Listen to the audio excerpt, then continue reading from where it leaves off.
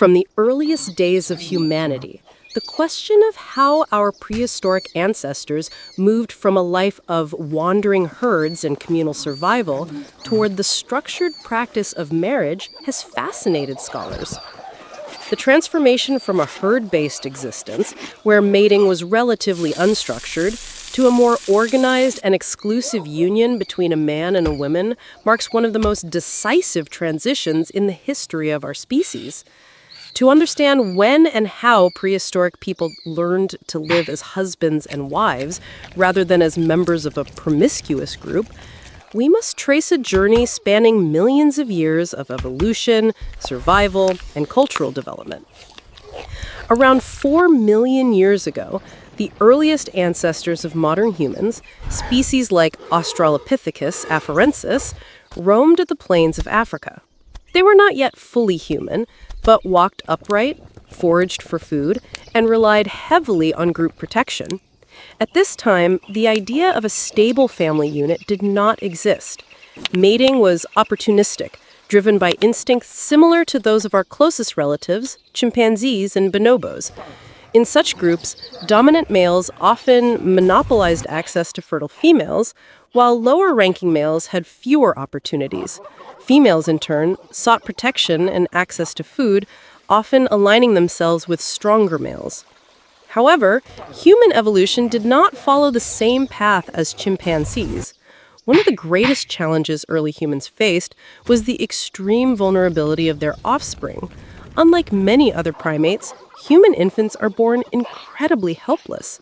Their brains are large but underdeveloped, requiring years of care before they can survive independently. This biological reality meant that a single mother, no matter how resourceful, could rarely raise a child alone in the harsh prehistoric environment. Without assistance, especially from a consistent male partner, infants would have had little chance of survival. Here lies the seed of marital bonds. The survival of the young became a shared responsibility, gradually encouraging longer-term pairings between men and women. The father's role was not merely biological reproduction, but also provision, hunting, gathering, and protection. The mother, meanwhile, provided direct care and nurturing. The longer humans evolved, the more important this dual partnership became, distinguishing us from other primates whose young grow faster and require less parental investment. Archaeological evidence suggests that by the time of Homo erectus, nearly 2 million years ago, hints of pair bonding were already emerging. These early humans mastered the use of fire, hunted in coordinated groups, and likely shared food within family units. Fossilized remains often show adults and children buried together, suggesting recognition of kinship ties. While we cannot say they practiced marriage as we understand it today, there was clearly a shift away from purely herd-like mating toward longer-lasting partnerships. The development of tools and the sharing of food further reinforced this bond. Hunting large animals required cooperation, and meat was too valuable to distribute randomly. Men who consistently provided food gained social status and attracted female partners who sought stable support. Over time, these relationships grew into semi-exclusive arrangements, laying the groundwork for family structures. Yet, the transition was gradual and complex. For long periods, humans likely lived in extended groups where mating was somewhat flexible, but with increasing emphasis on pair bonds. Anthropologists studying hunter-gatherer tribes today, such as the Hadza of Tanzania or the San of the Kalahari, observe that while community support remains vital, individual families form the nucleus of society.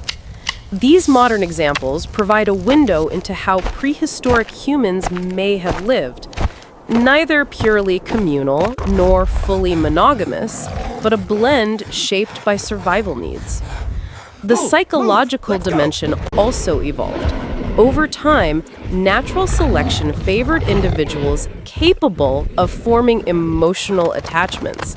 Love, jealousy, and loyalty are not arbitrary cultural inventions, they are evolutionary adaptations. A man who felt affection for his partner and children was more likely to protect them. A woman who valued a stable mate had a greater chance of raising healthy offspring. These emotional traits, once beneficial, became embedded in the human brain. They are why, even today, humans instinctively seek exclusive partnerships and feel deep pain at betrayal. We must hunt it. Yes. Another critical factor was the invention of fire. Gathering around a hearth not only provided warmth and safety, but also created social spaces where families could bond.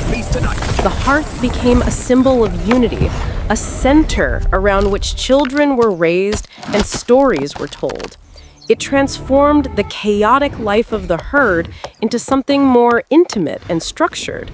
Over thousands of years, this laid the emotional and cultural foundation for marriage. It is essential to recognize that this shift was not uniform across all groups of humans. Different environments produce different social strategies. In resource-rich regions, communal living may have persisted longer, while in harsher climates, the necessity of stable pair bonds became more pronounced. Evolution is not a straight line, but a branching tree, and marriage as an institution emerged gradually through many experiments in survival. By the time of Homo sapiens, around 300,000 years ago, the seeds of modern marriage were firmly planted. Our ancestors lived in small bands where each family had its own place within the group. Hunting and gathering were often divided by gender, with men focusing on larger game and women on plants and small animals. Cooperation between husband and wife was not only practical, but essential.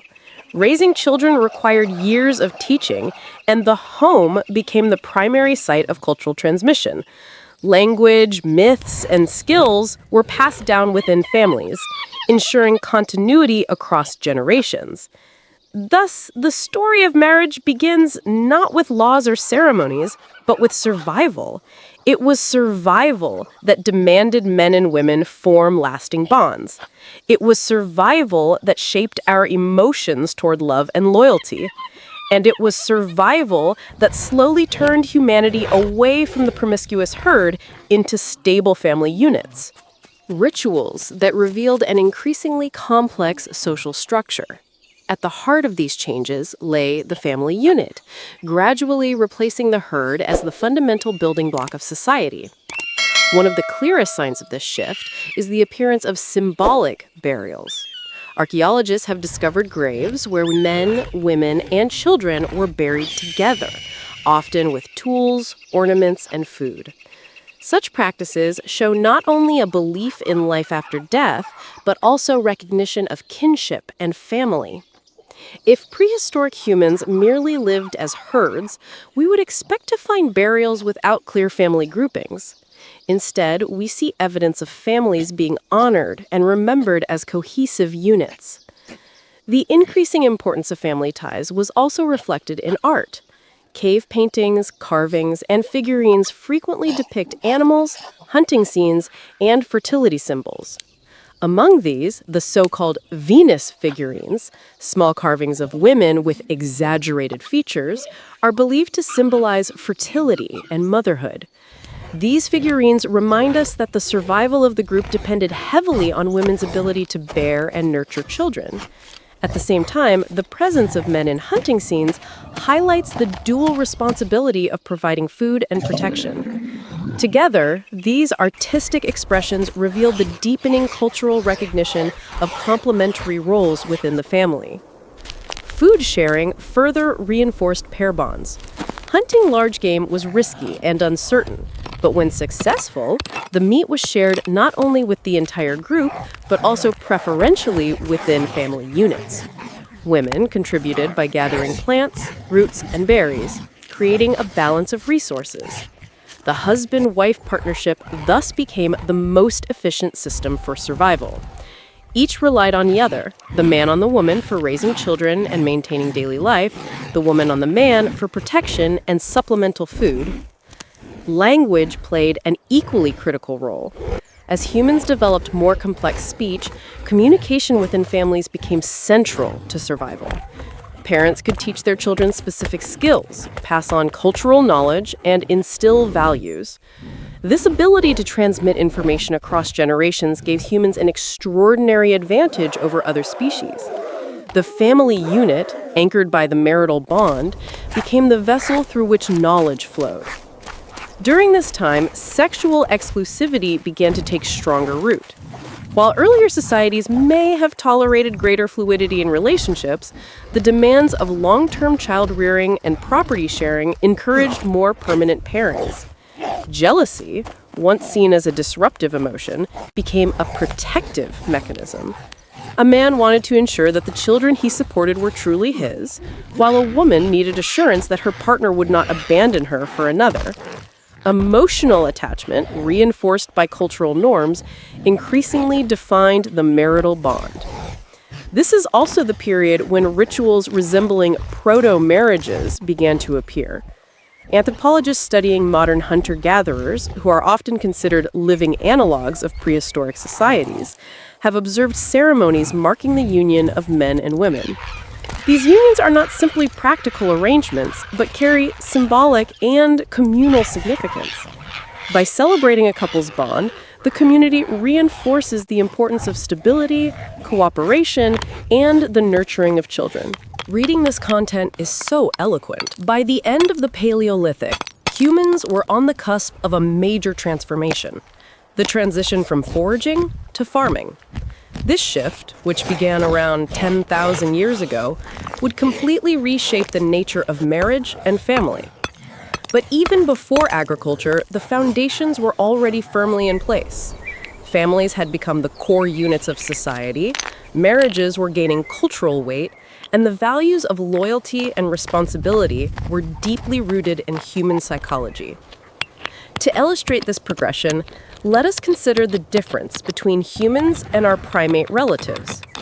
Among chimpanzees, males compete fiercely for dominance, and access to females depends on rank. Female chimpanzees may mate with multiple partners, and paternity is often uncertain. Bonobos, on the other hand, use sex as a social tool, with relationships fluid and promiscuous. Neither species forms long-term pair bonds resembling human marriage. The contrast lies in the helplessness of human infants. Without years of shared parental care, human children would not survive. Thus, while chimpanzees and bonobos thrive in promiscuous systems, humans evolved toward exclusivity and long-term cooperation. The significance of fire should not be overlooked.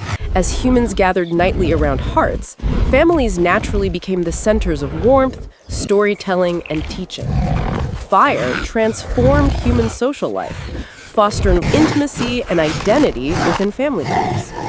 This simple innovation provided a setting in which marital bonds could deepen, giving rise to the symbolic and emotional dimensions of marriage. By this stage of evolution, love was no longer just a biological instinct, but also a cultural ideal. While prehistoric people did not write poems or sing love songs as we do today, their actions, burying loved ones together, creating fertility symbols, celebrating unions, reveal a profound appreciation for the emotional power of human bonds. Love had become more than reproductive necessity. It was now the glue holding families and communities together. Thus, the long arc of prehistory shows us that marriage was not invented overnight. It was born gradually, shaped by biology, necessity, and imagination. From the helpless cries of infants to the flickering light of the hearth, from the hunt for food to the creation of sacred rituals, every aspect of human life pushed us toward pair bonding. By the time agriculture arrived, humanity was already prepared for the next step, turning marriage into a fully recognized institution at the heart of society. When humanity entered the transitional phase from hunting-gathering to agriculture, the meaning of marriage deepened even further. If earlier bonds were built primarily for child-rearing and mutual support, now they became inseparably tied to property, inheritance, and social order. This shift marked one of the greatest turning points in human history. Before the dawn of agriculture, possessions were minimal. A stone tool, a bone spear, or a wooden digging stick was valuable but replaceable. Sharing was common, and ownership had little long-term significance.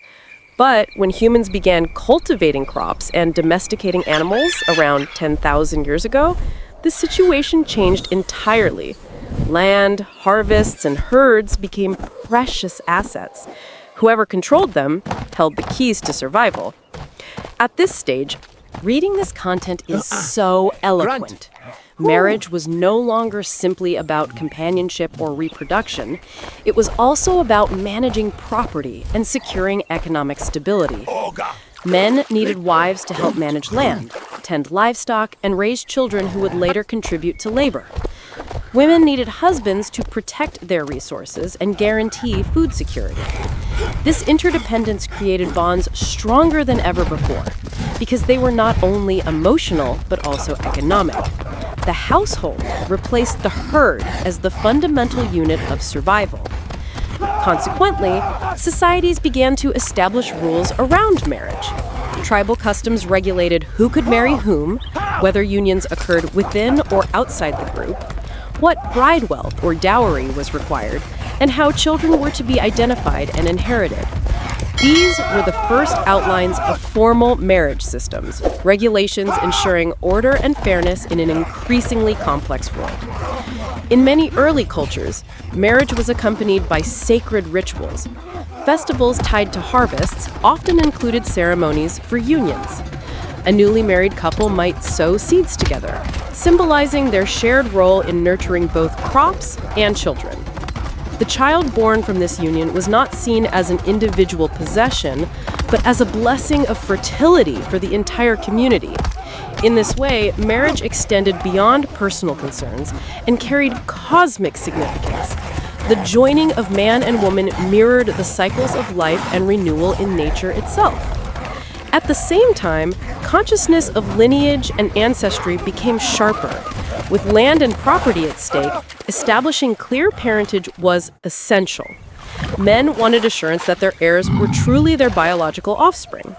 Women wanted assurance that their husbands would remain to protect the family. These concerns strengthened the trend toward monogamy, though in some cases, polygyny, a man with multiple wives, persisted, especially where wealth or political power concentrated in certain individuals. Moral values began to form around these structures. Fidelity became more than a personal choice. It was a social expectation. Infidelity threatened property lines and social harmony, so it was condemned. Abandoning one's family was not merely irresponsible, it was a violation of emerging social codes. Over time, virtues such as loyalty, responsibility, and protection became enshrined in cultural norms, shaping human ethics in ways that still resonate today. The difference from other primates was now undeniable. Whereas chimpanzees or bonobos continued to live in groups with fluid sexual relations, humans invested in long-term pair bonding to protect their slow-developing young. This biological necessity fueled social innovation. The human family became not just a unit of survival, but the foundation of society itself. Cultural imagination reinforced this development. As humans created myths, stories, and religions to explain the world, many of these narratives revolved around divine couples. Sky fathers and earth mothers gave birth to the cosmos. Gods and goddesses united to create humanity. These myths did not arise by accident. They reflected lived reality. Just as divine pairs, reading this content is so eloquent. Ensured cosmic balance, human couples ensured community survival. Symbol and practice mirrored each other, embedding the marital bond into both daily life and spiritual belief. This transformation became even more visible as the first civilizations arose.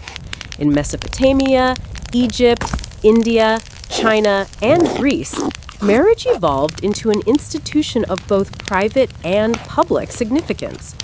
Kings and nobles used marriages to seal alliances, secure succession, and expand power. While love and family remained central, marriage also became a political tool. Despite this expansion of purpose, its roots were still the same: the need to bind men and women together to raise children, share property, and maintain order. Looking at burials, rituals, and laws from this period, we can see how marriage was elevated to the foundation of civilization.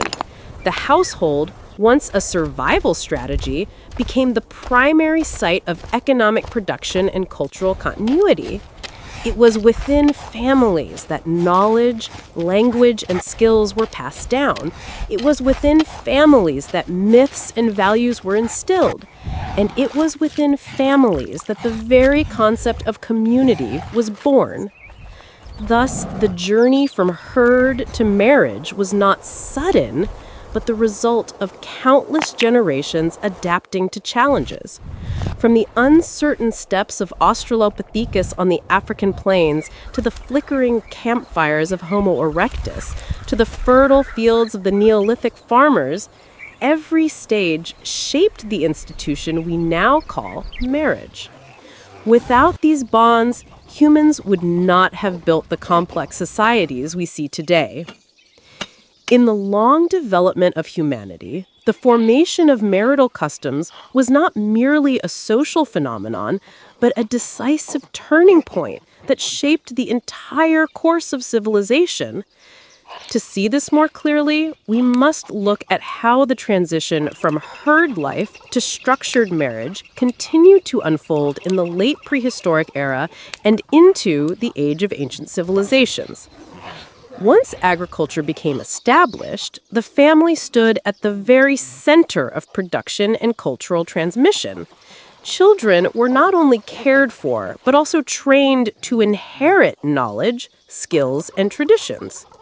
In the hunting-gathering era, knowledge was largely transmitted communally, but in farming societies, most skills were passed within families.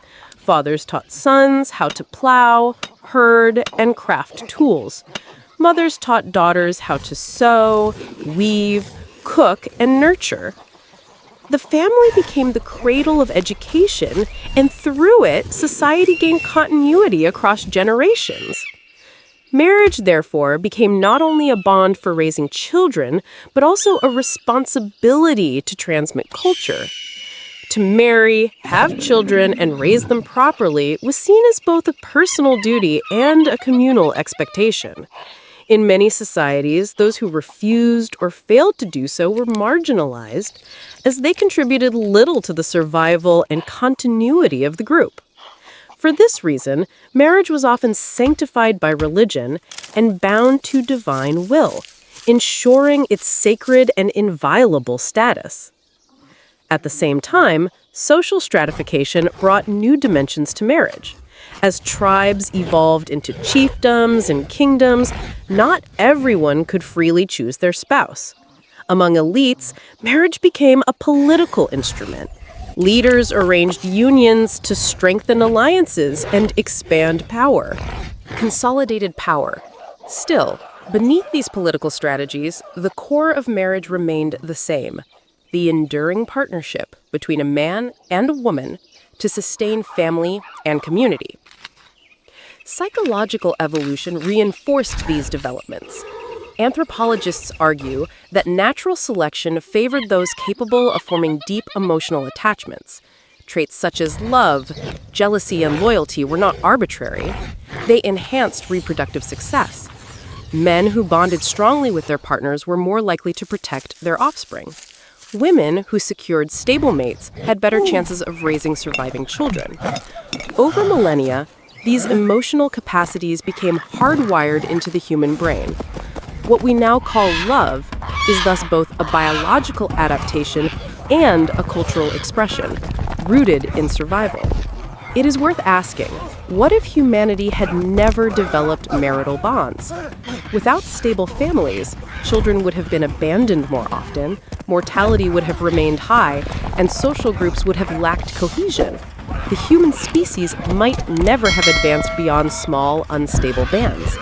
It was the family that provided the stability necessary for language, culture, and technology to flourish. This does not mean, however, that the remnants of herd life vanished entirely. In many cultures, traces of older systems persisted. Some tribes practiced group marriages, in which multiple men and women shared responsibilities. Others maintained polygyny, or, more rarely, polyandry, shaped by local ecology and economy. But even in these cases, the pair bond of husband and wife remained the nucleus of family life.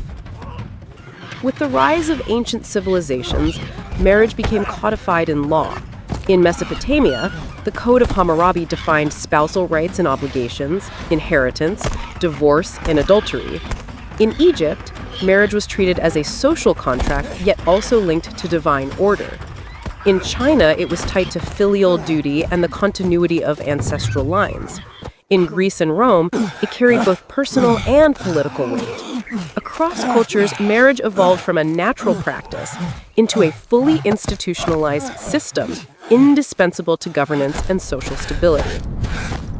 Looking back, we see that all of this began with a simple biological necessity: raising helpless infants. From that necessity, humans developed one of the most powerful institutions in history: the family. Without families, knowledge would not have passed reliably across generations. Without families, societies could not have stabilized or expanded.